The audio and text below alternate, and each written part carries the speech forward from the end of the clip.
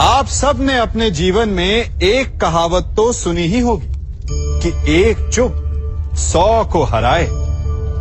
सुनी है ना? और इसीलिए कई बार हम जीवन में चुप रहते हैं, मौन रह जाते हैं, क्योंकि यह सत्य है कि एक मूर्ख के लिए मौन रहने से अधिक श्रेयस्कर उत्तर और कुछ भी नहीं हो सकता।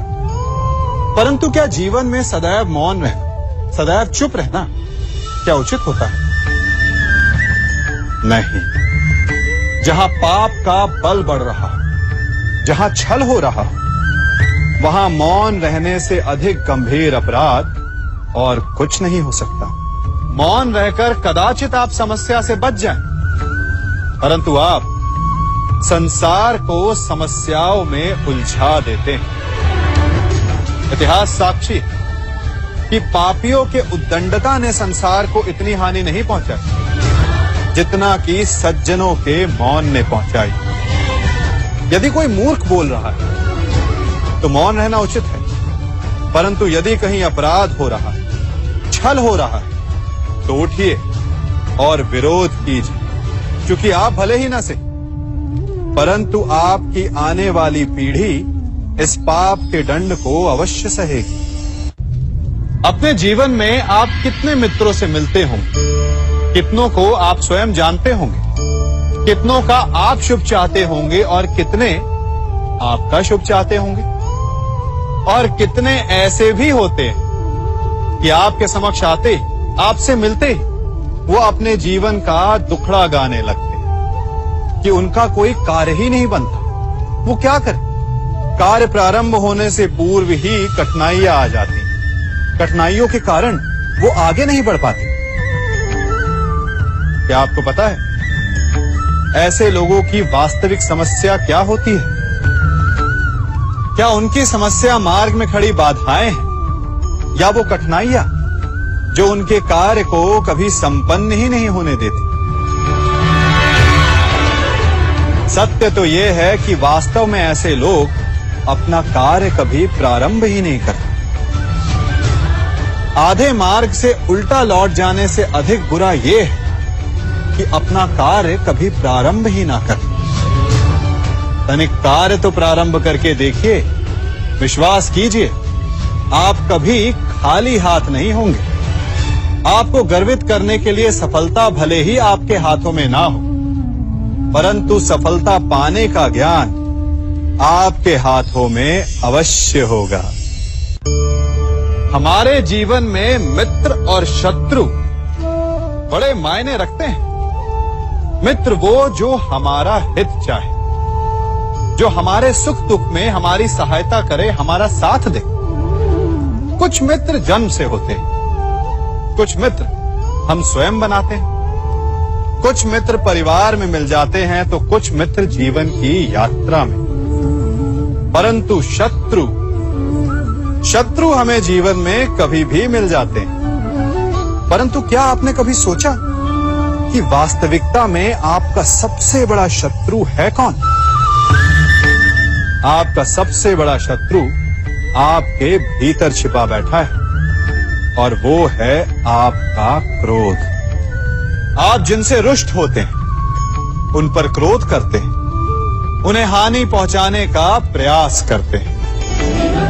परंतु तनिक शांत मन से सोचिए, जिन्हें आप हानि पहुंचाना चाहते हैं, ऐसा करने से पूर्व आप स्वयं भीतर से जलते हैं। क्रोध एक सुलगते हुए अंगारे के समान होता है, जिससे आप अपने शत्रु को जलाकर भस्म कर देना चाहते हैं। परंतु ऐसा करने से पूर्व आपको स्वयं उस सुलगते हुए अंगारे को उठाना पड़ता है, और शत्रु से पहले स्वयं को जलना पड़ता है, उसकी पीड़ा सहनी पड़ती है।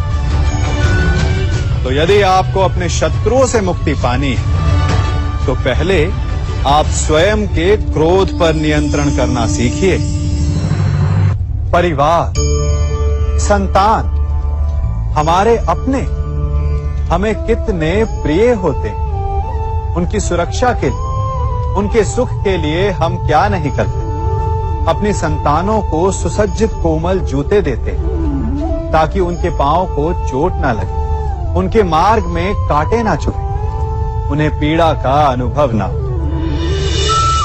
अच्छी बात, परंतु इस प्रक्रिया में हम एक बात भूल जाते हैं कि पांव को पांव होने का अनुभव तभी होगा जब उसका स्पर्श धरती से होगा, जब वो तपती रेत पर चलेगा, जब वो भीगेगा, जब पांव कांटों में उलझेंगे। ठीक वैसे हमारे प्रियजन हमारी संतानों के साथ भी होता है।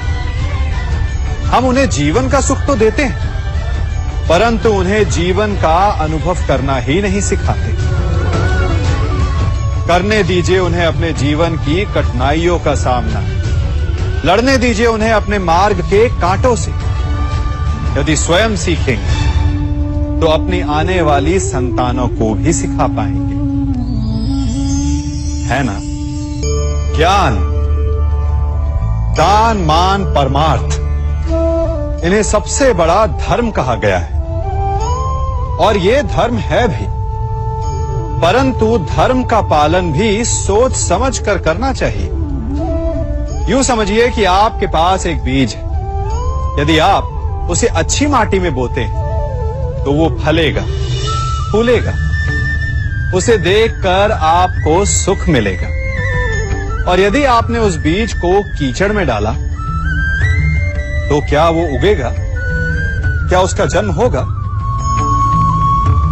नहीं, वो कीचड़ में सड़कर अपना अस्तित्व खो देगा और कीचड़ का अंश बन जाएगा। और यही नियति ज्ञान, मान, दान और उपकार की भी होती है। सुपुत्र को दिया गया ज्ञान, उस पर किया गया उपकार फलेगा, आपको सुख देगा, अपनी श्रृंखला बनाएगा।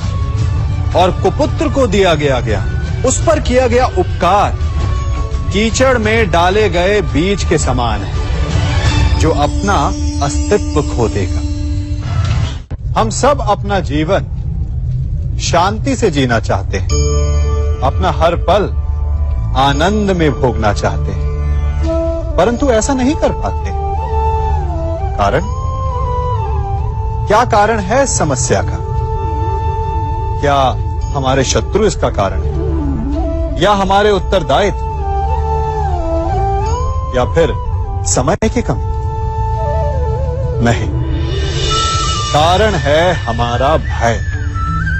ये भय कि कोई क्या कहेगा, हमारे विषय में कोई क्या सोचेगा, है ना?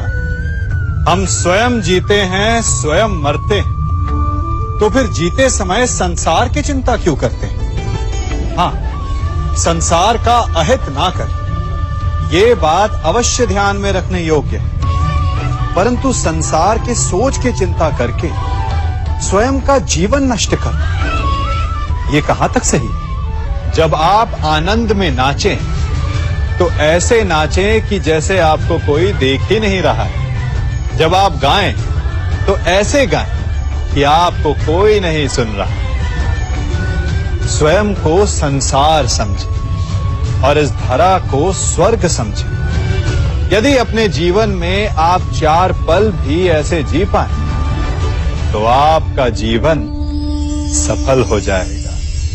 मनुष्य के जीवन में कितनी कठिनाइयां आती हैं, एक से एक बढ़कर जटिल समस्याएं आती हैं कि मेरा भविष्य क्या होगा, मेरे संतान का भविष्य क्या होगा, क्या मेरा ऋण चुक पाएगा, क्या मैं भविष्य में अपना इच्छित लक्ष्य पा पाऊंगा?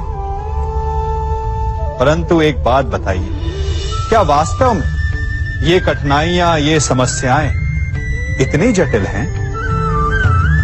क्या इनमें इतनी शक्ति है कि ये आपका मार्ग रोक सके? क्या इनका उत्तर पाना इतना जटिल है? नहीं, तनिक शांत मन से विचारिए। कई बार उत्तर इतना जटिल नहीं होता जितना कि प्रश्न। वास्तविकता में आपके मन में जो प्रश्न है वो जटिल है, किंतु उत्तर तो बड़ा सरल है, और वो उत्तर है कर्म। कर्म कीजिए और धीरे धीरे आपके मन में जटिल प्रश्न और आपके मन की जटिलता दोनों ही समाप्त हो जाएगी। इसे देख रहे हैं? कुछ स्मरण हुआ? आपको आपके बालपन का स्मरण करवा दिया ना इस पहिए ने। कदाचित कोई बालपन में ऐसा होगा जिसने ये खेल ना खेला हो। हाँ, इस पहिए का आकार एक सिक्के जितना या इससे बड़ा हो सकता है, परंतु ऐसा कोई नहीं जिसने खेल ना खेला हो। इसे गोल गोल घुमाते रहना, निरंतर चलाने का प्रयत्न करना, कितना आनंद आता था ना। हमें उन पहियों के खेल से मिले मनोरंजन का आनंद स्मरण हो आता है, परंतु उन पहियों के खेल से बालपन में मिली सीख हम अधिकतर भूल जाते हैं। और वो सीख है सदैव गतिमान रहना। उस खेल का केवल एक ही तर्क होता था, यदि उसे संतुलित रखना है, यदि उस पहिए को गिरने नहीं देना, तो उसे निरंतर गतिमान रखना होगा। और यही जीवन है। जीवन में यदि सुख दुख, हानि लाभ, आनंद और कष्ट का संतुलन बनाए रखना है, तो सदैव गतिमान रहिए। किसी एक कष्ट, किसी एक दुविधा के पल में ठहर के ना रह जाओ, कर्म करते रहो। विचार कीजिएगा।